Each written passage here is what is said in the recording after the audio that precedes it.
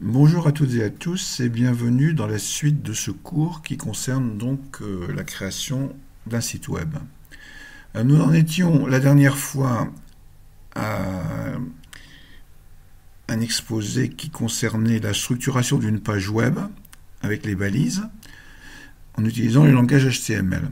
Avant de continuer, je voudrais d'abord dire quelques mots sur l'éditeur Atom que j'utilise et que je vous ai conseillé d'utiliser, même si vous pouvez bien entendu utiliser un autre éditeur si vous en avez l'habitude. D'abord, pour préciser quelques petits points, tout d'abord, vous avez ici à gauche donc ce qu'on appelle un projet, c'est-à-dire c'est simplement un dossier dans lequel je mets l'ensemble des documents qui vont être créés et sauvegardés. Alors, pour créer ce dossier et pour y mettre des documents qui ne sont pas les pages que l'on crée dans l'éditeur, vous pouvez utiliser bien sûr le gestionnaire de fichiers qui est ici si vous êtes sous Ubuntu. Un deuxième point concerne les paquets qu'il faut installer, qu'il est nécessaire d'installer pour avoir des additifs permettant d'améliorer le fonctionnement d'Atom. Alors j'avais dit la dernière fois qu'il fallait passer par paramètres, et je pense, étant donné la réaction de certains d'entre vous, que je n'ai pas été assez précis. Pour installer des paquets, en fait, il faut utiliser install ici, et ici chercher le nom du paquet, si vous le connaissez. Par contre, vous pouvez aussi chercher dans la liste des paquets qui sont proposés. Par contre, cet onglet ici, package, c'est-à-dire paquet, contient en fait la liste des paquets qui sont déjà installés et que vous pouvez, si vous n'en servez pas, désactiver, désinstaller définitivement, enfin vous pourrez après le réinstaller, et paramétrer éventuellement quand c'est nécessaire. Bon. Encore une fois, dernière chose, c'est que à chaque fois que vous utilisez une fonction d'Atom, ou que vous créez une nouvelle page, ou que vous l'ouvrez, en fait elle apparaît dans un onglet qui est ici. Donc vous avez l'onglet paramètres que je ferme pour revenir à ce que je veux vous montrer aujourd'hui. Pardon. Donc la dernière fois, nous en étions arrivés à cette page. Alors j'indique un point encore supplémentaire concernant le fonctionnement d'Atom quand une page HTML est ouverte à l'intérieur. Vous avez ici des flèches qui apparaissent lorsque vous mettez le curseur à gauche, à côté des numéros de ligne. Et en fait, ces flèches permettent de fermer les sous-ensembles de balises qui lui correspondent. Par exemple, si je clique sur cette flèche ici, je ferme la balise HTML, donc je n'ai plus rien. Je n'ai plus que le nom de la balise HTML avec l'attribut, on a vu qu'il fallait mettre pour indiquer qu'on était en langue française, et la fin de la balise. Donc l'intérieur de cette balise est caché. Ça se voit ici aux trois petits points, à cette icône qui indique que vous avez, d'une certaine façon, fermé cette balise. Alors bien sûr, on peut les ouvrir en cliquant ici. Alors donc je peux par exemple, pour fermer la balise head, fermer la balise body, pour mettre en évidence le fait que j'ai bien une structure avec HTML qui va de là jusqu'ici, puis une balise head qui contient les entêtes dont on a déjà parlé, puis une balise body qui contient le contenu, à vrai dire, qui s'affiche à l'écran. Alors si j'ouvre ici head, j'obtiens le contenu des entêtes. Alors on a vu qu'il y avait ici un titre et ce qui indiquait le jeu de caractères de la feuille. Donc c'est pas très intéressant pour le moment, donc je le ferme. Ça permet de gagner de la place à l'affichage, à vrai dire. Et si j'ouvre body, alors là aussi je peux fermer. Ici par exemple on avait mis une section, puis une deuxième section. Donc on avait deux sections. Et le fait de les fermer les met en évidence. Donc je peux travailler sur une seule section, par exemple en ouvrant celle-ci. Et de même à l'intérieur, je peux fermer les balises P qui sont là et là. Donc vous voyez que ce mode d'affichage permet de se concentrer sur la partie que l'on veut travailler quand on a besoin de place à l'écran. Alors on avait vu, je reviens au HTML lui-même, donc le HTML c'est le langage de balisage qui permet d'organiser le contenu d'une page web. On avait vu qu'il y avait des balises importantes comme section et article, ici section et article, qui permettent de regrouper du contenu ayant un sens bien précis, ce qu'on appelle des balises sémantiques, c'est-à-dire que l'on peut regrouper des éléments qui sont reliés entre eux du point de vue de ce qu'ils signifient pour le lecteur. Vous avez une balise H1 qui est une balise de titre, qui indique un niveau de titre, de même pour H2. Alors il y a 6 balises de ce type, de H1 jusqu'à H6. Et on avait vu aussi les balises de paragraphes, qui par exemple à l'intérieur d'un article ou d'une section permettent de découper des paragraphes de la même façon que lorsqu'on utilise un traitement de texte par exemple. Voilà ce qu'on avait vu la dernière fois. Alors aujourd'hui, on va continuer tout d'abord l'étude de la structuration d'une page web avec les balises HTML, en approfondissant un petit peu, en apprenant à utiliser quelques nouvelles autres balises. Il y a beaucoup de balises, bien entendu. Et ce n'est pas utile de se préoccuper pour le moment de l'ensemble de ces balises. On va apprendre petit à petit à les utiliser en fonction de nos besoins. Alors, si je reprends cette page, si je l'affiche, alors sur Atom, lorsque vous êtes sur une page HTML que vous voulez afficher, vous appuyez sur Alt-W et ça ouvre donc dans votre navigateur, ici Firefox, ça ouvre la page telle qu'elle sera présentée dans le navigateur. Donc, vous voyez que sont mises en forme les titres niveau H1 et niveau H2 que l'on a définis dans le document. Alors je reviens au texte lui-même de la page HTML. Et donc, ce qu'on voit, pardon, je reviens encore une fois à cette page, ce qu'on voit, c'est qu'on a un contenu, en général, ce qui est affiché là, ce qu'on pourrait appeler le contenu de la page, ce qu'on veut vraiment que l'utilisateur voit d'important dans la page. Alors, souvent, ce qui se passe dans une page web, c'est qu'il y a ce contenu, il est lui-même encadré par des éléments qui indiquent, par exemple, qui mettent, par exemple, un titre plus général à la page. Vous avez, par exemple, aussi une barre de navigation. Vous avez souvent aussi sur la gauche une colonne qui contient des éléments annexes et quelquefois en bas de page, une zone qu'on appelle effectivement le bas de page. Donc on va voir aujourd'hui comment faire ça, c'est-à-dire comment ajouter au contenu sémantique de la page des balises qui vont permettre de mettre en forme de manière plus générale cette page. Alors, je vais vous donner une idée d'abord de ce à quoi je voudrais arriver en vous montrant le résultat. Ici, donc, je passe sur une page que je n'ai pas encore expliquée. J'appuie sur Alt-W, et voilà, je voudrais obtenir quelque chose comme cela. Alors, vous voyez que alors, le contenu n'est pas le même, je vais en parler après, mais vous voyez que le contenu qu'on avait tout à l'heure dans Body correspondrait en fait à cette partie-là, cette partie qui est la partie principale quand même, qui contient le texte. Mais vous avez en plus ici un en-tête. Souvent, on aura une image ici sur les sites web, c'est souvent organisé de cette manière-là. Là, je vous indique une présentation classique. Il y a des tas de présentations possibles.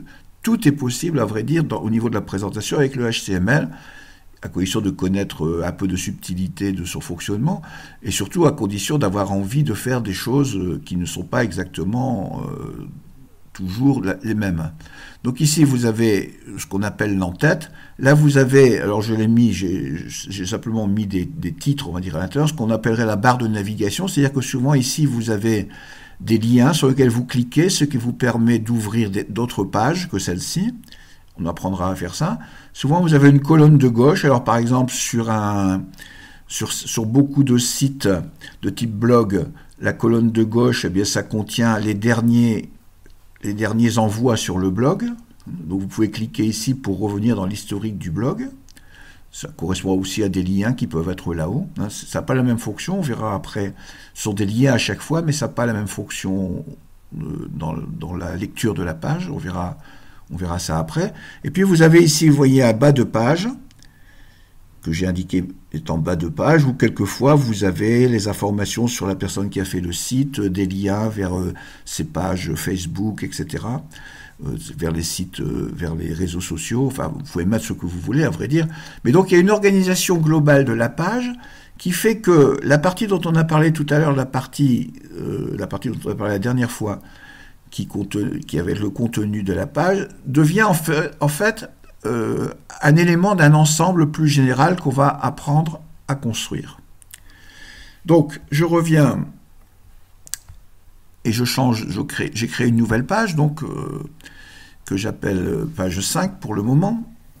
Alors, j'ai préparé bien sûr Atom pour que les pages soient faciles d'accès pour moi, pour vous les montrer.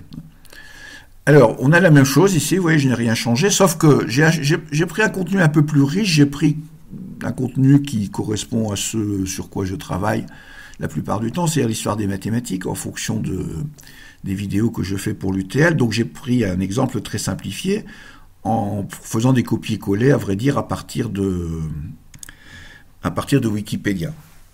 Donc, ici, j'ai mis mathématiques comme titre. Ça, c'est le titre, on l'a vu, qui apparaît en haut de la page web quand elle s'affiche dans la fenêtre du navigateur. Et puis ici, dans Body, alors, pour le moment, je n'ai pas fait ce que je veux vous montrer, c'est-à-dire j'ai repris simplement la page 4 en modifiant le contenu. La seule chose que j'ai ajoutée, vous voyez ici, vous avez un titre général, H1, et puis j'ai divisé en articles. J'ai fait un peu ça comme un blog. Un blog, c'est un peu organisé de cette façon, c'est-à-dire que, vous voyez qu'ici, je prends ce que j'ai dit tout à l'heure, c'est-à-dire je ferme j'ai 2 articles. Alors, on peut mettre des articles qui contiennent des sections, ou des sections qui contiennent des articles, ça n'a finalement aucune importance. C'est une question d'organisation personnelle. Et peut-être aussi, ça dépend du contenu. Donc, dans le premier article, j'ai un titre de niveau 2 qui s'appelle Thalès. Et dans cet article, j'ai mis 2 sections, celle-ci qui contient sa biographie avec un titre de niveau 3 et 2 paragraphes. Donc la section se termine ici. Ici, j'ai une nouvelle section qui contient toujours, en ce qui concerne donc l'article relatif à Thalès, avec le théorème de Thalès, et j'ai mis un énoncé très court du théorème de Thalès. Ensuite, le deuxième article qui est ici, donc je ferme le premier pour que vous voyez mieux l'organisation. Je ferme cet article-là. Le deuxième article, lui, est organisé de la même manière. Donc j'ai un titre Pythagore, section avec une biographie de Pythagore, encore une fois copié-collé depuis Wikipédia, un extrait de cette... D'ailleurs, je n'ai pas rectifié comme ici certains éléments de la page Wikipédia. Quand on fait un copier-coller, il y a quelquefois des petites choses à modifier, à vrai dire. Et là, j'ai mis, là aussi, le théorème de Pythagore. Dans un paragraphe, j'ai mis une description. Il donne une relation entre les 3 côtés d'un triangle rectangle. Et j'ai ajouté une nouvelle balise, par rapport à ce que vous avez vu jusqu'ici, la balise image. Alors, la balise image, vous voyez que c'est du texte, ce n'est pas une image. Mais donc, la balise qui commence ici, qui s'appelle image, et qui se termine. Alors, on n'est pas obligé de mettre la balise finale ici, mais bon, je l'ai mise parce que l'éditeur la met automatiquement, mais on peut l'enlever, ça ne posera pas de problème. Alors, qu'est-ce qu'elle donne comme information, cette balise? Elle dit où se trouve l'image. C'est-à-dire que l'image, en fait, c'est un fichier. Donc, vous êtes dans une page HTML qui est ici, dans ma liste des fichiers, contenus dans mon dossier Atelier 2020, qui est quelque part sur mon ordinateur. Et puis, j'indique simplement dans la page que je voudrais afficher une image qui est contenue dans un fichier qui s'appelle théorème de Pythagore.png. Donc vous voyez que c'est... Et qui est dans un dossier qui s'appelle image. Alors le dossier image, il est ici. C'est un dossier à l'intérieur de mon dossier atelier. Et si vous regardez dans ce dossier que vous ouvrez, vous avez ce truc-là, théorème de Pythagore.png, que j'ai copié à partir de Wikipédia aussi.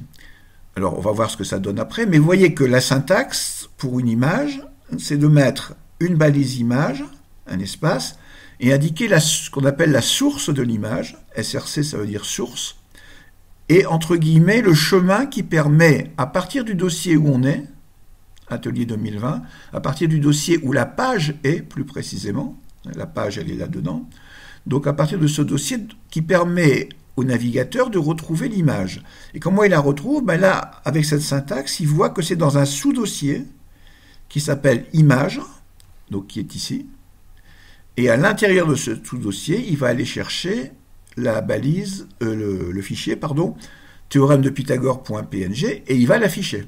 Ceci est une image. Si je l'ouvre, par exemple, ici, vous voyez, je l'ouvre indépendamment du navigateur, c'est cette image-là que je veux afficher. Donc je vais la fermer. Et maintenant que j'ai tout ça, si vous avez bien compris, eh bien, la syntaxe, si j'appuie sur Alt-W, comme d'habitude, vous voyez apparaître donc cette nouvelle page que j'ai construite avec l'image.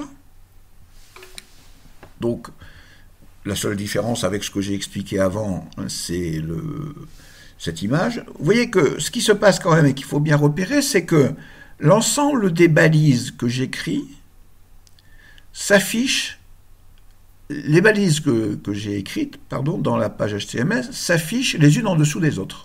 Le contenu de la balise s'affiche l'un en dessous de l'autre. Alors par exemple ici j'avais un paragraphe qui était « il donne une relation entre les trois côtés » et puis l'image en dessous. Et bien vous voyez que ça s'affiche l'un en dessous de l'autre. Alors ça s'appelle le flux d'affichage. Et on peut bien sûr modifier ce flux au moment où on va créer par exemple des feuilles de style. On peut modifier ce flux d'affichage pour avoir des présentations par exemple où on aurait le texte à gauche et l'image à droite. C'est ce qu'on va apprendre à faire après. Donc pour le moment, je n'ai pas mis de feuille de style, c'est simplement une page HTML dans laquelle s'affiche simplement le contenu de l'ensemble des balises que j'ai écrites là. Voilà pour cette page donc qui n'est pas très différente de la précédente. Simplement, j'ai indiqué cette image pour un peu décorer l'ensemble. Alors, passons à une nouvelle page, donc la page 6. Alors bien sûr, j'ai mis des numéros différents aux pages pour des raisons pédagogiques, on va dire, c'est-à-dire que mon objectif c'est de montrer la progression de la construction d'une page, mais bien entendu, ce qui s'affichera, ça sera une seule page, qui sera celle qu'on obtiendra à la fin, peut-être pas aujourd'hui, certainement pas aujourd'hui d'ailleurs, et donc où seront résumées l'ensemble des étapes. Alors dans cette page 6, il n'y a pas de différence au niveau de l'entête. Vous voyez à nouveau, j'ai le même en-tête. Par contre, j'ai ajouté ce que j'ai dit tout à l'heure. C'est-à-dire j'ai ajouté le fait que les articles que je voulais afficher, si vous vous souvenez, juste avant, les articles, ils sont là. Un article sur Pythagore, un article sur Thalès. Je les ai mis à l'intérieur d'une balise, ici, que j'appelle main, c'est-à-dire principale. C'est-à-dire, c'est la partie principale de la page. En fait, j'ai englobé les articles dans une balise qui s'appelle main, qui est ici. Donc, si je la ferme, vous voyez que vous avez main qui est là, avec son contenu, que j'ouvre. Alors, et je n'ai pas changé le contenu, sauf que la balise H1, qui était celle qui contenait le titre, Histoire des mathématiques, je l'ai reporté dans la zone ici, à l'intérieur d'une nouvelle balise que j'ai appelée header, c'est-à-dire l'entête. C'est la bande du haut, si vous vous souvenez, je vais vous le remontrer. Là, je vous remontre la page de tout à l'heure. C'est cette bande du haut, ça c'est le header. Alors pour le moment, ça ne va pas donner exactement ça, mais je vous montre la structure. Donc j'ai créé une balise header, dans lequel j'ai mis H1. Alors souvent, ce qu'on mettra dans le header, c'est non seulement le titre de la page, mais aussi une image, par exemple le logo du site, ou une image de fond pour décorative, on va dire. Bon, ça, on apprendra à le faire après. Mais avec la balise image que l'on a vue tout à l'heure, vous pouvez très bien ici, en dessous du titre, ajouter une image. Alors après, bien sûr, il faudra les positionner les uns par rapport aux autres, ou les superposer, par exemple. Ça, on apprendra après à faire ça avec justement la feuille de style. Ensuite, j'ai dit que je voulais une barre de navigation qui correspondrait à ceci. Donc, j'ai mis nav. Alors ça, c'est une balise prédéfinie, header aussi. On avait vu, jusqu'ici, on avait vu les balises articles et sections qui permettaient de découper le contenu de la page. Là, on voit d'autres balises de blocs, ce sont des balises de blocs aussi, et qui sont donc header, nav, pour la barre de navigation. Pour le moment, je n'ai rien mis qu'un texte dedans. En général, là, on mettra des liens vers d'autres pages. J'ai une balise aside, qui veut dire à côté, et à qui souvent on fait jouer le rôle d'être justement une bande, ici à gauche, dans laquelle on met des informations, on va dire, secondaires, enfin secondaires ou pas, mais en tout cas qui ne sont pas le contenu principal. Ensuite, j'ai la balise main qui contient le contenu principal du site. Alors, ça a sauté ici. Donc je descends, j'ai toute la balise main, y compris avec l'image que vous voyez là, bien sûr. Un article, un deuxième article, la fin de la balise main, et enfin une balise footer, qui veut dire pied de page ou bas de page. Et donc ici, le pied de page, vous voyez que le pied de page a été reporté, enfin dans la version finale que l'on va voir après, là c'est pas encore ce qu'on va obtenir, a été reporté tout en bas. Et ça sera toujours le cas, sauf mention contraire. Alors, on ne va pas obtenir exactement ça, parce que pour le moment, il n'y a pas de feuille de style qui permettrait d'avoir les couleurs. Donc, cette page telle qu'elle est, qui est simplement du HTML, a permis d'insérer le contenu principal de la page dans une balise, à l'intérieur de la balise main. Et cette balise main elle-même est en fait fait partie d'un ensemble de balises. Alors, si je fais ce que j'ai dit tout à l'heure, c'est-à-dire ici, je ferme les balises pour voir la structure. Voilà ce que ça donne. Donc, j'ai le header, la barre de navigation, l'entête, on dirait en français plutôt que le header, la barre de navigation, la colonne de gauche, la partie principale que j'ai mis à droite, mais encore une fois, ça c'est une question de présentation, d'ailleurs vous allez le voir.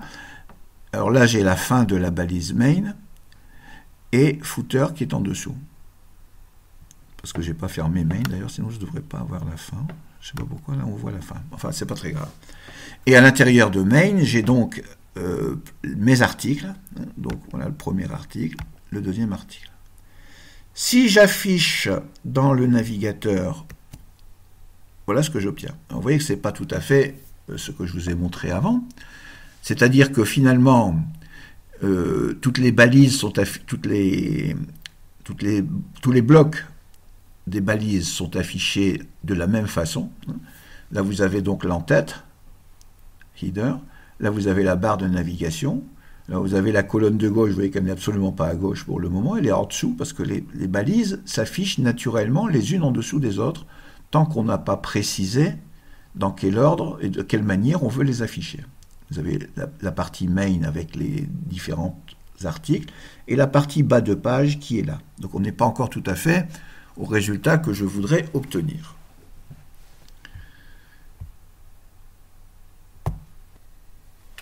Alors, pourquoi n'est-on pas encore au résultat que je voudrais obtenir? Ce résultat qui est... alors, je m'y perds un peu dans l'ensemble des pages, qui est ici. Voilà. Eh bien, parce que, pour le moment, en HTML, on a simplement indiqué la structure de la page, l'organisation logique des blocs, mais pas du tout la manière dont il faut les afficher. Pour obtenir un affichage coloré et organisé comme je viens de vous le montrer, ben, il faut introduire la notion de feuille de style. Donc, page 7, il va y avoir ici un changement, c'est-à-dire ici vous avez une balise supplémentaire. Alors je l'ai mise en deuxième, mais l'ordre n'a absolument pas d'importance. Chaque programmeur a ses propres habitudes, on va dire. Moi j'ai tendance à mettre le titre en dernier, par exemple, et les autres balises avant, mais bon, c'est purement une question personnelle, on les met dans l'ordre où on veut les balises dans le head. Faites attention que head, c'est pas la même chose que header. Hein. On a vu que le header, ça s'affiche, tandis que le head, ça ne s'affiche pas. C'est simplement des informations destinées au navigateur. Alors justement, ce que je dis au navigateur dans cette balise que je vais expliquer, c'est où se trouve la feuille de style. Et après, on verra, de la même façon, après, on verra comment on construit la feuille de style. Je vais associer donc à la page HTML, la page 7 ici, je lui associe une feuille de style. Et cette balise veut dire que je crée un lien. Rel égale style sheet, ça veut dire je crée un lien en tant que feuille de style. Ça, c'est pour prévenir le navigateur. Et ce lien se trouve, c'est vers une page que j'ai appelée page.css. Donc, vous voyez, vous avez une balise link qui indique un lien. Alors, cette syntaxe, il faudra la connaître, bien entendu. Une balise link qui se termine ici. Et là aussi, la fin de la balise n'est pas nécessaire. Quand il n'y a rien ici entre les deux, souvent, il n'est pas utile de mettre la deuxième partie de la balise. Mais enfin, bon, prenons l'habitude de le mettre pour le moment. Donc, ça indique le type de lien, parce qu'il peut y avoir de liens vers autre chose qu'une feuille de style. Et ça indique au navigateur qu'il va devoir utiliser une feuille de style, qui est un fichier, qui s'appelle page.css, et qui se trouve dans un dossier que j'ai appelé CSS. Alors, CSS, j'expliquerai après. Alors, ça, c'est la même chose que pour les images. Dans les images, vous aviez ici, alors ça ne s'appelait pas href, ça s'appelait source, SRC. Alors, href, ça veut dire hypertexte référence. Référence hypertexte. Alors, et ça indique donc le chemin. Alors ici, j'ai créé, moi, un dossier CSS, hein, comme j'avais créé ici un dossier image. Et dans ce dossier CSS, j'ai créé une page qui s'appelle page.css. Alors CSS, ça veut dire Cascading Style Sheet, c'est-à-dire feuille de style en cascade. En cascade, on comprendra après pourquoi ça s'appelle de cette manière. Une feuille de style, c'est ce qui va permettre de dire comment chaque élément HTML de la page doit être affiché par le navigateur. Donc il va falloir apprendre maintenant un langage différent du HTML qu'on appelle le CSS. La version utilisée du CSS actuel, c'est la version 3. Le HTML, on avait dit, c'était la version 5. Alors, mais ça n'a pas grande importance. Alors, ici, j'ouvre la page correspondante. Alors, comment s'écrit? Alors, la syntaxe n'est pas la même que dans le HTML. C'est un langage différent. Alors, tout d'abord, ce que j'ai mis ici tout en haut, les lignes qui commencent par /étoile et qui se terminent par /étoile sont des commentaires. C'est-à-dire que cette ligne n'est absolument pas vue par le navigateur, il ne s'en sert pas. En fait, c'est une ligne d'information pour le programmeur et pour les gens à qui s'adresse cette page, c'est-à-dire vous. Et là, je vous ai indiqué un endroit sur Internet. Donc, vous avez une adresse ici. Si vous copiez cette adresse jusqu'ici et que vous le mettez dans votre navigateur, vous allez tomber sur la page, j'ai déjà fait référence à ce site, qui indique, qui contient plein de liens vers les explications de la façon dont on utilise le CSS. Alors, c'est peut-être pas nécessaire d'aller voir ça tout de suite maintenant. En fait, il y a énormément de choses, il y a des centaines de pages d'explications. Et d'abord, il faut comprendre le principe. Alors, dans un premier temps, on va partir sur des choses très simples. Je vais prendre chacune des balises.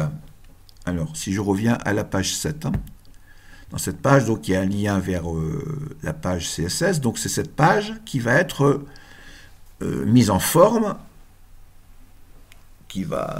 par la page CSS.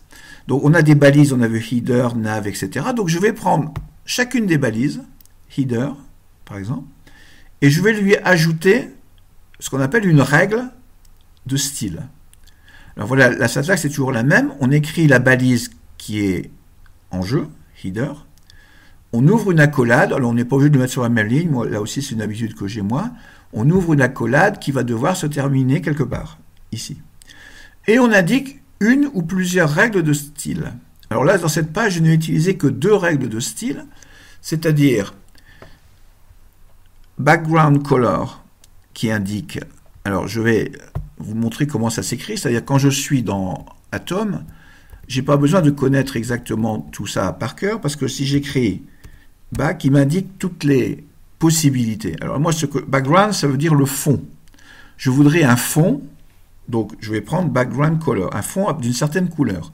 Vous voyez qu'il y a des tas d'autres possibilités. Vous pouvez mettre une image comme image de fond, modifier la taille du fond, d'autres choses plus complexes qu'on peut faire. Donc je prends background color, je mets 2 points, il l'a mis lui-même, alors il me propose Inherit qui, je ne vais pas expliquer tout de suite, et moi je vais mettre une couleur. Alors les couleurs, on peut les mettre par des numéros, mais on peut aussi pour les couleurs simples les mettre par leur nom en anglais, donc je vais mettre rouge, et on termine chaque ligne, chaque règle, par un point-virgule.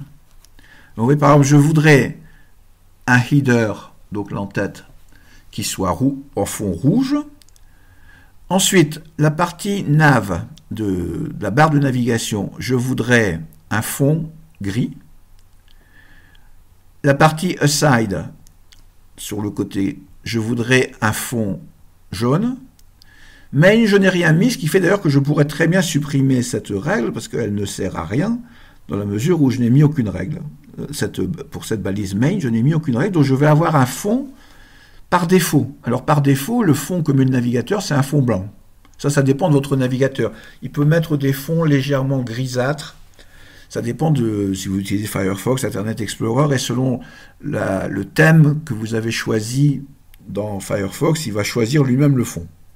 Sinon, vous pouvez très bien ajouter ici un fond de couleur, d'une autre couleur. Et puis le bas, je le mets en vert. Donc là, j'ai simplement indiqué les fonds, plus ici, pour le navigateur, pour la barre de navigation, je voudrais que le texte, alors le texte, la couleur du texte, c'est simplement color, hein, c'est pas background color, c'est color, et je voudrais que ça soit bleu. Donc là, ça sera bleu sur fond gris. Ailleurs, je n'ai pas indiqué de couleur pour le texte, ce qui veut dire que le texte sera là aussi dans la couleur par défaut, choisie par le navigateur, qui est le noir ou un gris très foncé. Donc, quand on a écrit cette page, on la sauvegarde. Enfin, là, je vais la sauvegarder parce que j'ai modifié quelque chose. Donc, j'appuie sur CTRL-S pour sauvegarder. Alors, je reviens dans ma page 7 pour pouvoir l'afficher. Il faut que je revienne dans la page HTML. Je vérifie bien que j'ai le lien vers la page et j'appuie, comme d'habitude, sur Alt-W. Voilà ce que ça me donne. Alors, vous voyez qu'il y a des points négatifs, on va dire, ou des points positifs. Les points positifs, c'est qu'on a bien les couleurs que l'on voulait, on a bien le rouge comme fond sur la partie header, la partie en tête. On a bien bleu sur fond gris, alors là c'est noir sur fond rouge, on a bien bleu sur fond gris dans la partie barre de navigation. La partie colonne de gauche est bien en noir sur fond jaune. La partie main est bien en gris clair ou blanc, la couleur par défaut. Alors le fait que l'image soit sur un fond jaune clair, ça vient du fait que l'image elle-même que j'ai prise sur Internet, sur Wikipédia, avait un fond jaune clair. Donc il reproduit la couleur qui était sur l'image. Et puis ici, vous avez bien en bas le bas de page ou le pied de page en noir sur fond vert.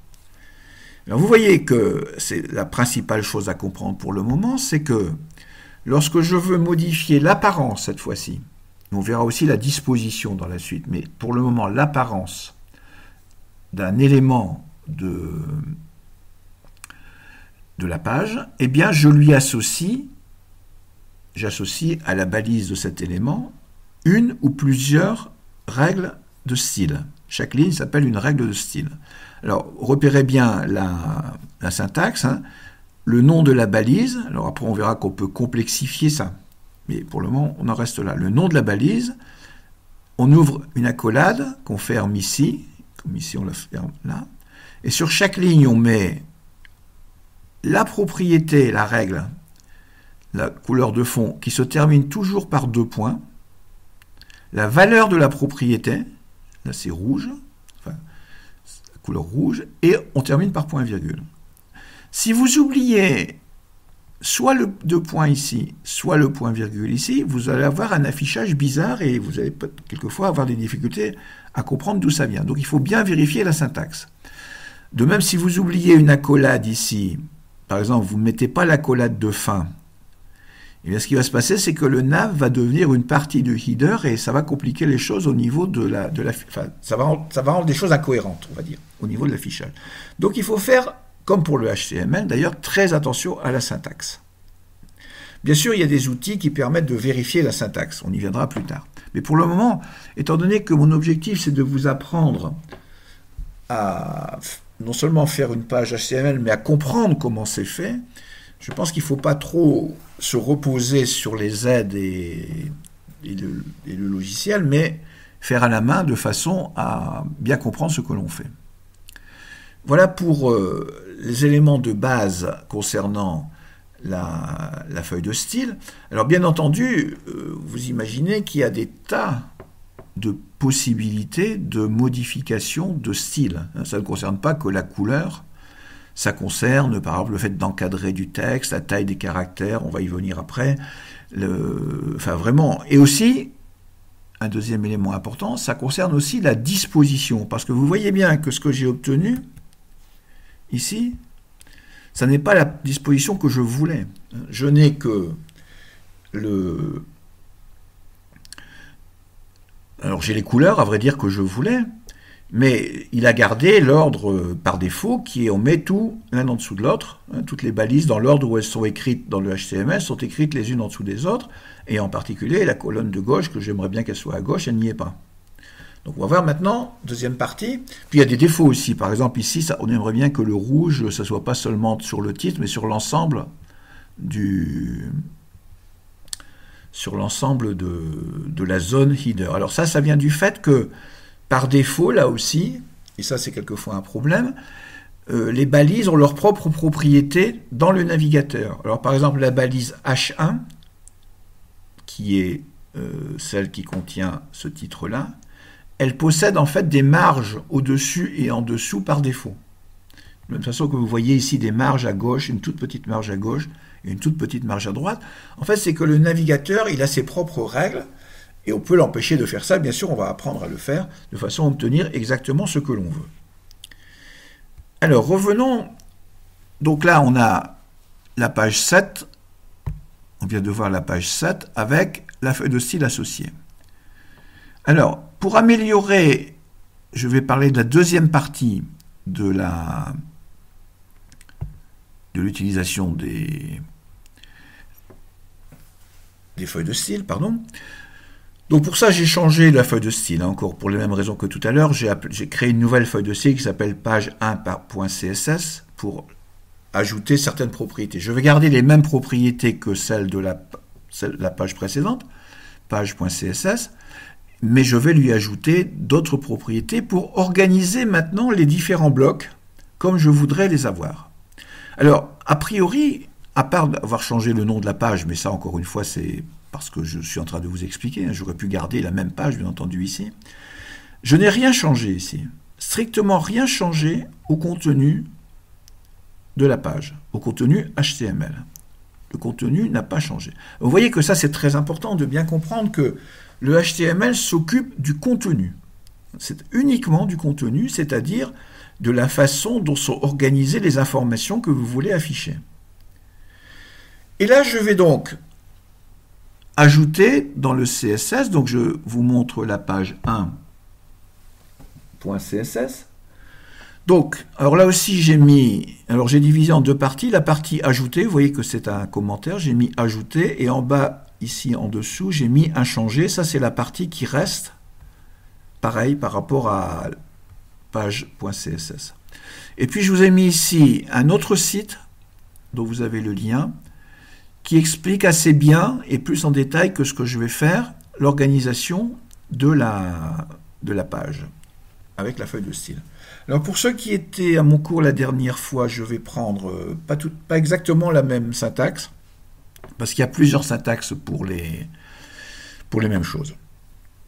Alors, pour parler d'organisation de la page, je vais d'abord faire un exposé, enfin, je vais d'abord parler de manière plus générale des différents moyens d'organiser une page au niveau de la position des différents éléments. Il y a en gros deux styles, on pourrait dire. Enfin, à vrai dire, il y a une infinité de styles. Vous pouvez créer vous-même votre propre organisation. Mais disons que depuis que la version CSS3 est arrivée, il y a deux styles normalisés qui sont extrêmement utilisés et qui sont extrêmement efficaces. Le style grille et le style flexible. Alors, en anglais, c'est grid ou flex. Vous pouvez choisir dans une page d'utiliser l'un ou l'autre ou les deux. Ou ni l'un ni l'autre d'ailleurs. Je l'ai dit, on peut aussi faire son propre style soi-même. Mais moi je vais vous montrer dans un premier temps aujourd'hui le style grille, en indiquant ses particularités, et en vous donnant la prochaine fois le style flexible pour vous montrer les différences. De manière générale, on va dire que le style grille, comme son nom l'indique, s'applique à un affichage où vous voulez en gros exactement, je reviens à la page que je veux vous montrer, où vous voulez obtenir une grille, d'une certaine façon, d'affichage. C'est une espèce de grille, même s'il n'y a pas le même nombre de colonnes partout, mais on a une espèce de grille. C'est un affichage assez statique, assez rigide. Contrairement à ce style grille, le style flex, lui, permet un affichage, comme son nom l'indique, beaucoup plus flexible. J'en parlerai la prochaine fois. Ce que je vais vous montrer, en fait, en gros, on va dire, pour les deux séances qui suivent, c'est comment appliquer le style grid à l'ensemble de la page, puisque ça, c'est censé pas bouger trop. C'est-à-dire, vous avez quand même souvent dans les sites, ici, cette en-tête, la barre de navigation, etc. Par contre, cette partie-là peut changer beaucoup, selon, par exemple, ici, j'ai des parties où j'ai des images, des parties où j'ai pas d'images, donc ça peut être très variable l'affichage du contenu. Et donc on appliquera le style flex à la partie main. Et je vous montrerai les différences avec le style grid. Alors comment appliquer le style grid? Alors le style, étant donné que tout est contenu, si je reviens à la page 8, tout est contenu dans la balise body, je vais appliquer le style grid à l'ensemble de la page, donc à la balise body. On peut appliquer le style grid aussi à une section, par exemple, ou à un article ou à un header, et puis appliquer le style flex à une autre partie. Ça n'a pas d'importance. On a le choix de faire ce que l'on veut. Là, je vais être assez rigide. Je vais appliquer le style grid à l'ensemble du corps de la page, à l'ensemble de body. Donc, dans la page body, je lui indique, première ligne, que je veux le style grid. Donc display, bon, moi je mets un espace avant le point virgule, mais ce n'est pas obligatoire. Bon, c'est un côté maniaque, à vrai dire, personnel. Alors, donc je lui indique par cette première règle que je veux afficher en mode grille. Si je voulais afficher en mode flex, j'ai créé display flex. Si je suis en mode grille, j'ai un ensemble de règles prédéfinies qui vont me définir, qui vont me préciser comment est la grille. Et je dois dire combien je veux de colonnes et combien je veux de lignes. Alors ça, c'est aussi assez souple, on n'est pas obligé de tout définir. Mais là, je vais prendre un exemple assez rigide. Alors, si on regarde un peu ce que je veux obtenir, en réalité, on s'aperçoit qu'il y a 2 colonnes au maximum, cette colonne-là et celle-là. Ailleurs, il n'y en a qu'une, mais disons que on peut très bien imaginer que cette colonne, elle continue là jusqu'en haut, donc on aurait 2 colonnes partout. Et on a 1, 2, 3, 4 lignes.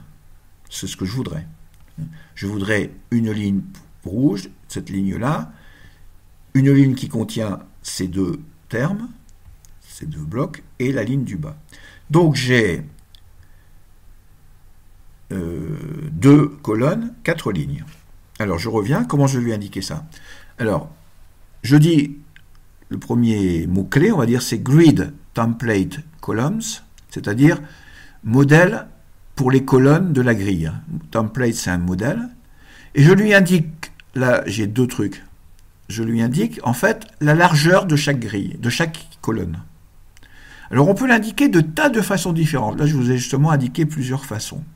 On peut l'indiquer en pourcentage de la largeur. Donc là, ça veut dire que la colonne qui sera celle de gauche aura 15% de la largeur totale de la page. Alors c'est important de le mettre en pourcentage parce que vous ne savez pas d'avance quelle est la largeur de l'écran qui va afficher votre page. En particulier, si les gens affichent votre page sur une tablette ou pire encore sur un téléphone, eh bien, et si vous avez mis ici une largeur en valeur absolue, par exemple en pixels, ben, il se peut que ça ne s'affiche pas parce que l'écran ne sera pas assez large. Donc je mets que pardon, la largeur de la colonne de gauche, c'est 15%. Et puis ça veut dire une fraction. Donc ça veut dire que je prends une fraction de ce qui reste, c'est-à-dire tout ce qui reste, ça veut dire.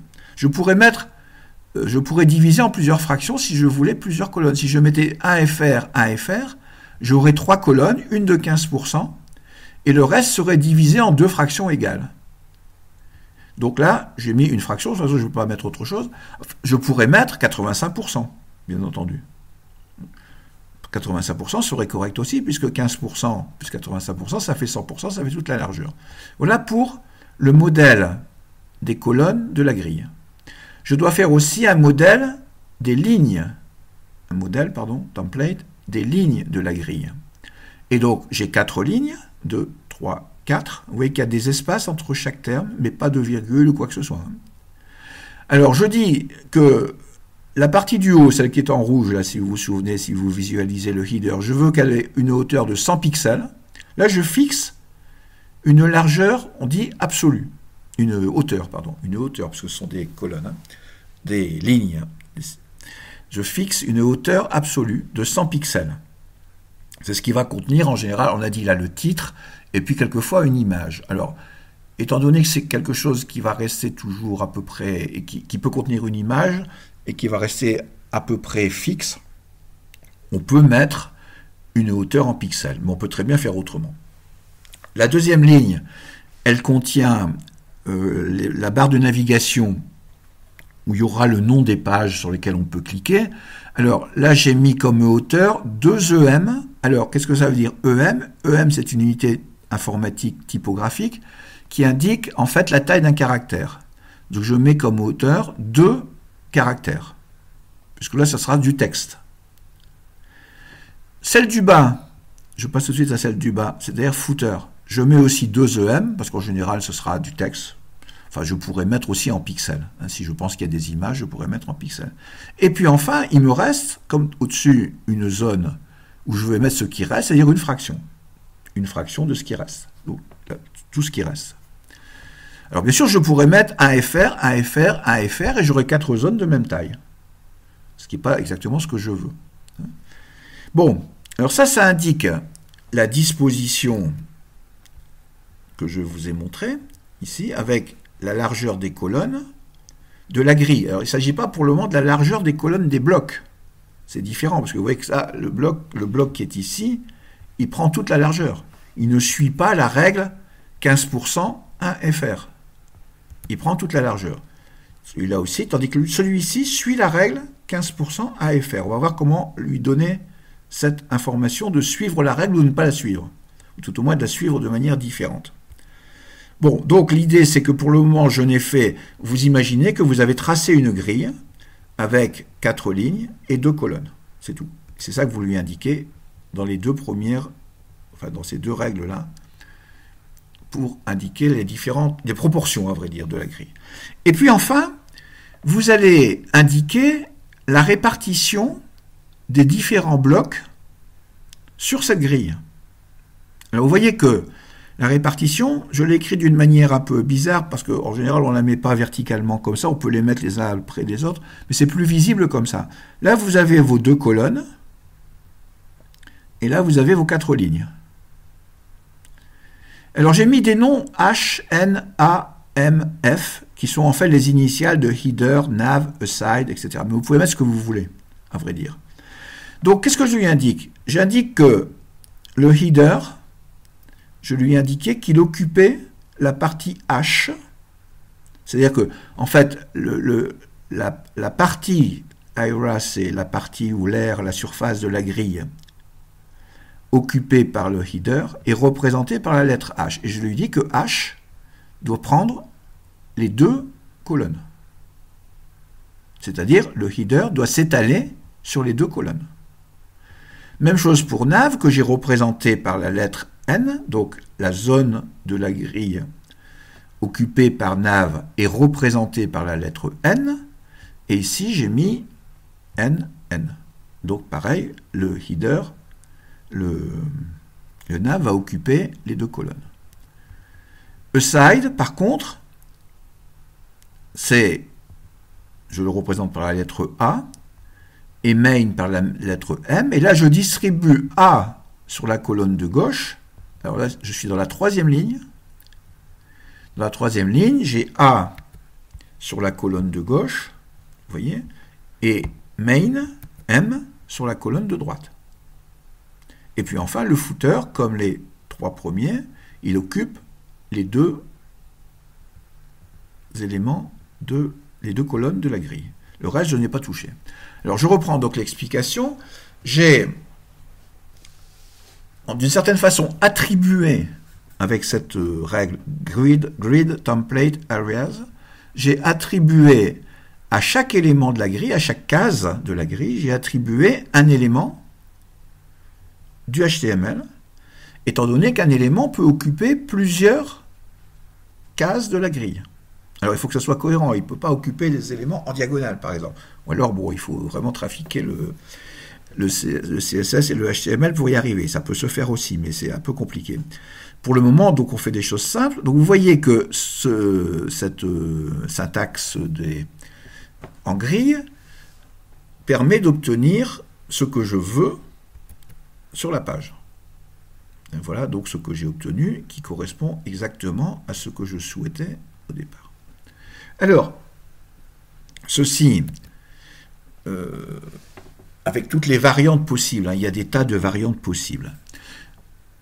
Il y a des centaines de variantes possibles. Disons que, bien sûr, vous ne pouvez pas imaginer au départ mémoriser ou même assimiler ou comprendre l'ensemble de ces variantes. En allant sur cette page, vous verrez d'autres possibilités de syntaxe de ce type-là.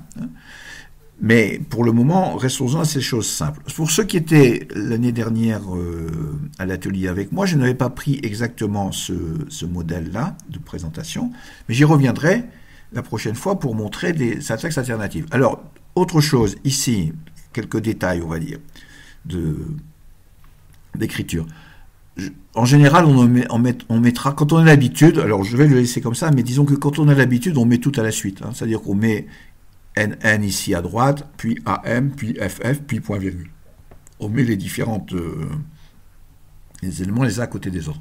Écrit comme ça, c'est visuellement plus clair, peut-être. Donc, sur les exemples qui sont là, par exemple, c'est indiqué en ligne. Simplement, il faut mettre un espace entre chaque groupe qui correspond à une ligne. Vous mettez H, H entre guillemets, un espace, N, N entre guillemets, un espace, etc. Autre chose, ici, pour le besoin de la présentation, j'ai mis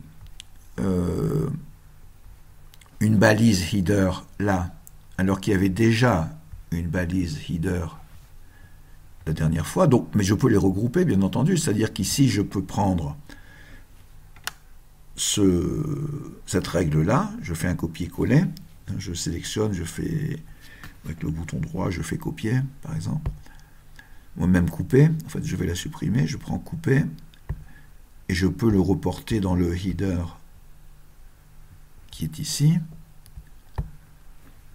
au début ou à la fin, encore une fois, donc ici, je le colle, et donc la règle apparaît ici, donc je peux ici la supprimer celle-là, ce qui raccourcit un peu la présentation.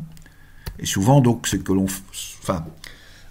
selon les conditions, on peut s'y prendre autrement, mais disons que il vaut mieux regrouper toutes les règles correspondant à un élément au même endroit. Bon, là, je ne le fais pas pour le moment, mais si je prends nav, pareil, je vais supprimer cette balise nav, et son contenu, je vais l'ajouter à ce que j'avais déjà ici, background color et color, ce qui me donnera une feuille de style plus courte. Alors, il ne faut pas oublier quand on a modifié de sauvegarder avec CTRL S, et je me suis trompé. Et si je retourne ici et que j'appelle... Alors, quand on veut voir les modifications, à condition d'avoir sauvegardé, il faut appuyer sur F5. C'est pas la peine de passer par Alt W à chaque fois, parce que ça ouvre une nouvelle page. Donc, vous appuyez sur F5, ça met à jour et ça n'a rien changé, donc ça montre bien que le regroupement des balises n'a pas d'effet. Alors, terminons avec quelques éléments. Vous voyez qu'il y a des défauts. Alors, vous voyez déjà que ce défaut-là de la couleur de fond s'est amélioré dans la mesure où ici, je n'ai plus de fond blanc autour du titre. Ça vient de la feuille de style, la façon dont on l'a utilisé.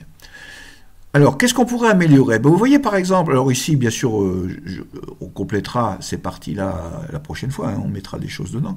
Mais prenons le texte de départ ici. Eh bien, vous voyez qu'il y a un truc qui n'est pas très joli, c'est que ça commence juste collé contre le bord. Alors, les couleurs ne sont pas très jolies, je vous l'accorde. C'est à vous après soit de ne pas mettre de couleurs du tout, là c'est pour montrer bien la structure, soit de mettre des couleurs. Il y a des tas de couleurs possibles, y compris des dégradés, on peut mettre des images de fond, je vous montrerai la prochaine fois, pour remplacer ces couleurs un peu criardes. Alors, mais ce que je voulais vous montrer, c'est ici par exemple, vous avez le texte qui commence juste au bord. Alors, pour faire une séparation, pour pas que les mots soient collés, je reviens dans la feuille de style. Et la partie main, en fait, c'est la partie main qui est en jeu ici. C'est dans cette partie que tout est collé. Donc, je vais lui dire que je veux une marge intérieure. Alors, je vais prendre ici main. Je vais la faire très grande pour que vous voyez l'effet. Donc, je tape marge intérieure, c'est padding. Vous voyez qu'il me le met là. Alors, on peut mettre une marge intérieure à gauche, à droite, en haut, en bas ou partout. On peut choisir. Donc je vais la mettre partout ici. Et je vais prendre padding et 2 points et je vais mettre une taille. Alors je peux mettre en pixels, en EM comme j'ai dit tout à l'heure. Par exemple si je mets 10 EM, ça va pas être très joli. Mais je vous montre. Je sauvegarde avec CTRL S. Je retourne dans ma feuille ici et j'appuie. Là pour l'instant il n'y a rien changé parce que je n'ai pas actualiser. Alors actualiser, vous pouvez cliquer là ou appuyer sur F5. Voilà ce que ça donne. Vous voyez, il a mis une marge qui correspond en gros à 10 caractères. Pour éloigner, vous remarquez aussi qu'il a à droite, à gauche, il l'a fait en haut et aussi en bas. Il a fait la marge que je lui ai demandé. Enfin, c'est une marge intérieure. Attention, il y a une différence entre marge intérieure et marge extérieure. Donc, pour le moment, je parle de marge intérieure. Donc, vous voyez qu'il a décalé de 10 caractères, une hauteur de 10 caractères. Alors, en moyenne, alors l'histoire des EM, c'est un peu compliqué, mais disons que en gros, ça correspond à 10 caractères. En général, on ne fait pas une marge aussi grande. Mais, je vais la changer après. Mais cette marge permet donc de décoller le texte du bord du bloc main. Donc, si je reviens ici, je vais mettre un EM, tout simplement. Et donc, je prends ici, j'ai sauvegardé CTRL S et j'appuie sur F5. Voilà. En gros, c'est à peu près ce que l'on ferait. Alors, bien sûr, je n'ai peut-être pas besoin d'une marge en haut, ni d'une marge en bas. Alors, si je veux avoir une marge seulement à gauche et à droite, mais pas en haut ni en bas, eh bien, je vais utiliser l'autre syntaxe, c'est-à-dire que je vais mettre la valeur de margin left, margin right, margin top, margin bottom différente. Il y a une manière raccourcie de le faire, mais bon, je ne vais pas entrer dans ces détails-là. Donc vous avez la possibilité de créer des marges de cette façon. De la même façon que vous pouvez, ici par exemple, vous voyez que si vous vous souvenez, on a 2 articles là-dedans. Un article qui contient Thalès et un article qui contient Pythagore. Les articles sont séparés, il y a le même espace entre les articles, entre Thalès et Pythagore, qu'entre, par exemple, biographie et le théorème de Pythagore. Je pourrais, par exemple, avoir un espace supérieur entre les articles, un espace plus grand. Donc pour ça, étant donné que les articles sont dans les balises articles, Si vous vous souvenez de la syntaxe ici, si j'ai les articles, donc c'est la balise article qui est divisée en sections. Donc qu'est-ce que je vais faire? Eh bien, dans la balise article ici, alors article, où c'est? J'avais pas de, non mais j'avais pas de créer de, je vais l'ajouter en haut hein, pour indiquer que c'est une nouvelle modification. Donc je vais ajouter une règle pour les articles.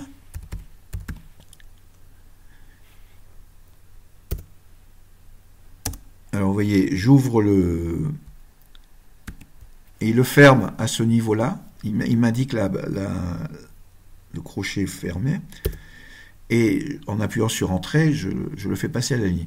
Et là, je vais dire que je veux une marge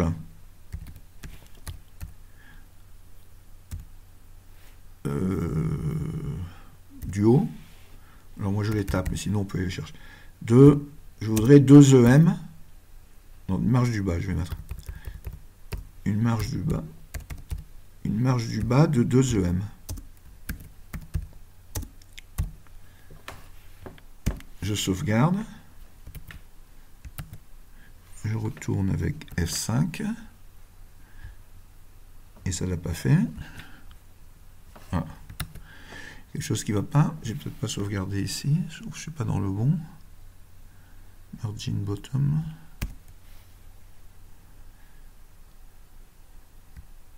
Alors ici, oui, j'ai mis une marge. Tout à l'heure, je vous avais expliqué padding plutôt. Qu'est-ce que j'ai mis? Oui, padding. Alors la marge, c'est censé être la marge extérieure. Bon, pour le moment, je vais faire une marge intérieure pour ne pas mélanger tout. Alors, pourquoi ça ne marche pas? Si là, il a augmenté la marge. J'ai ajouté une marge intérieure. En fait, je mets une marge intérieure dans chacun des articles, dans chacune des balises articles. Alors, parmi les éléments qu'on apprendra à faire, c'est par exemple diviser en 2 colonnes. Je voudrais par exemple avoir cette image qui soit à droite et le texte qui soit à gauche. Ou alors, je pourrais avoir le texte ici sur 2 colonnes. Ou alors, je pourrais avoir les 2 sections, chacune sur une colonne. Donc sur 2 colonnes aussi. Et tout ça, ça va se faire avec soit grid, comme on l'a fait avant, le modèle en gris, soit avec le modèle flex qu'on verra après. Alors pour terminer, je voudrais vous montrer un moyen de différencier le style selon les blocs. Par exemple, dans cette page, vous avez un article pour Thalès, un article pour Pythagore. Admettons, ce qui n'est pas très intéressant, mais c'est pour apprendre à le faire, que je veuille que l'article sur Thalès soit écrit en noir, comme c'est le cas actuellement, mais que l'article sur Pythagore soit écrit en bleu. Alors, je ne peux pas, comme je l'ai fait avant, comme je l'ai fait ici, je ne peux pas simplement mettre une règle pour article, parce que cette règle est valable pour tous les articles de la page. Donc il faut que je trouve un moyen d'identifier un article par rapport à un autre. Alors ça se fait d'abord dans le HTML, en ajoutant un identifiant pour chaque article. Disons, enfin, en tout cas pour ceux qui m'intéressent, pour ceux pour qui je veux changer la couleur. Mais là je vais le faire pour chaque article, puisque j'en ai que 2. Alors comment ça se fait? Eh bien, dans la balise article, on ajoute ce qu'on appelle un attribut. On a déjà vu les attributs tout à l'heure, c'est-à-dire que quand on avait image, il y avait un attribut qui était source. Un attribut, c'est quelque chose qui complète la définition de la balise. Alors ici, je mets un attribut qui s'appelle id. C'est un attribut standard, id. En fait, il y a 2 attributs standards qui s'appellent id et classe. J'expliquerai après, enfin, la semaine prochaine, la différence. Alors, je lui ai donné, autrement dit, un identifiant à cet article. Et l'identifiant, je le mets entre guillemets, toujours. Alors, je pourrais l'appeler Thalès, mais bon, je vais l'appeler THA. Et puis l'autre, l'article, cet article, je lui mets aussi un identifiant. id égale, alors, pit. Vous pouvez mettre ce que vous voulez. Il faut vous en souvenir après, bien entendu, mais vous pouvez mettre ce que vous voulez. Je sauvegarde la page. Et bien entendu, si je regarde, il ne s'est rien passé. Voilà, il ne s'est rien passé. Pourquoi? Parce que je n'ai pas dit, j'ai eu beau séparer dans la syntaxe HTML les deux articles, je n'ai pas dit comment il fallait les différencier au niveau de la feuille de style. Alors, les identifiants, vous pouvez choisir ce que vous voulez, même des chiffres. La seule règle que je vous conseille de suivre, qui n'est pas obligatoire, mais que je vous conseille de suivre pour des raisons comment dire, de rigueur, c'est qu'il faut que dans une page donnée, les identifiants soient différents. Si vous avez plusieurs articles qui ont le même identifiant, ça se comprend assez... c'est assez raisonnable de penser que s'il y a plusieurs articles qui ont le même identifiant, ben, à moins que ça soit voulu de votre part, sinon vous allez les mettre en forme de la même façon. Alors, qu'est-ce que je vais faire pour indiquer que je veux que l'article ayant un identifiant pit soit en noir, en bleu disons, et l'article qui a un identifiant ta, THA, soit en bleu. Alors, je vais dans la feuille de style, toujours la même, et alors ça ne va pas se faire directement si j'avais une règle qui s'appliquait à tous les articles. Et donc maintenant, je dois différencier les articles. Alors, lead dans une feuille de style, lead, alors je remets article, bien sûr, c'est-à-dire que ça concerne un article. Et pour dire que c'est lead THA, je mets dièse collé. Ici, dièse THA. Donc ça veut dire que la règle, donc j'ouvre les parenthèses, que la règle que je vais écrire là s'applique aux articles qui ont pour id, à l'article, pardon, qui a pour id THA. Et là, je vais mettre color blue, par exemple, je vais le mettre en bleu, celui-là. Alors pour l'autre, je pourrais très bien ne rien mettre, puisque de toute façon, je le veux en noir. Donc si je ne mets rien, il sera de toute façon... on lui appliquera les règles par défaut. Mais si je... Bon là, je vais le mettre quand même, pour bien que vous compreniez bien. Donc, article dièse. Alors, dièse. Dièse, ça veut dire ayant pour id. Donc, pit. Et je vais mettre color black. Donc, je le mets en noir. Et je répète encore une fois, ce n'était pas obligatoire. Mais je vais lui ajouter, par exemple, ici, je vais l'encadrer, celui-là. Je vais mettre une bordure. Alors, je mets, pour mettre une bordure, c'est border. Alors, là aussi, vous pouvez mettre une bordure seulement en haut, seulement à gauche, seulement à droite, et puis, il y a d'autres règles. Mais je vais lui indiquer que je veux... Alors, le border a plusieurs valeurs possibles. En particulier, il faut lui indiquer la couleur de la bordure, l'épaisseur de la bordure, et si elle est en pointillé ou pas. Alors, pour qu'elle ne soit pas en pointillé, je mets solide, un espace, je la veux rouge, on va dire. Ça va pas être joli, mais enfin... Et je veux comme épaisseur, disons, 2px, 2 pixels. Alors, les bordures, en général, on les met en unité absolue, en pixels, pas en EM ou en... Si vous mettez en EM, vous allez avoir une très grosse bordure, une bordure de la largeur d'un caractère. Et en général, on veut des bordures quand même pas trop épaisses. Enfin, ça peut être une possibilité de le faire, mais disons que je mets là 2 pixels. Donc, je sauvegarde. Je retourne à ma page. Voilà. Vous voyez que la page Thalès est passée en bleu.